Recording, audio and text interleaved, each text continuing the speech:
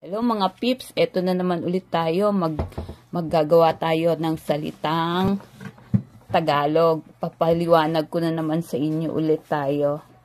Etong nga, tsaka nga, iisang salita, magkaparehong salita pero magkaiba na naman ng ibig sabihin. Okay? Okay, Tagalog pronunciation sa'yo. Ang pagbigkas ng nga at nga. Yung una, nga. Kita nyo yung accent na to. Pag nakita nyo yan, ibig sabihin, yung. Okay, pag eto naman, mabagal na nga. Nga.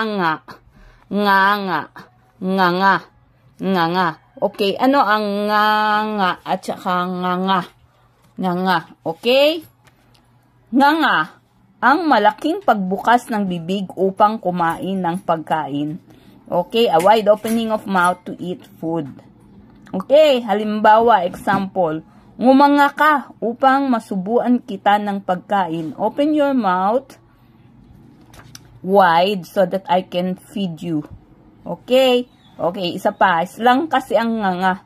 Halimbawa, example, hay naku, nasayang lang ang pagpunta ko sa bahay ni na Petra, hindi ako nakasingil ng pera. Nga, tuloy ako ngayon.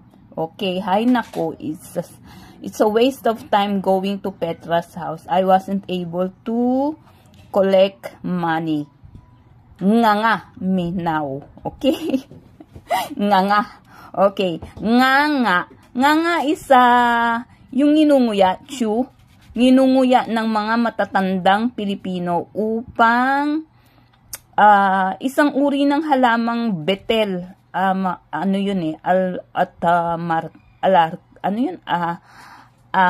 reka, okay, plants of mixture of betel nut or areka chun by Filipino elders during the old days. Yung nginunguya, nga. Yung mga matatanda, nakakakita pa ba kayo nun? Yung ang dilaw na, ang orange na ng ngipin. Tapos kinakain nila yung nga. Ano pa itsura nun? Pakita ko sa inyo later, ha? Okay, nga.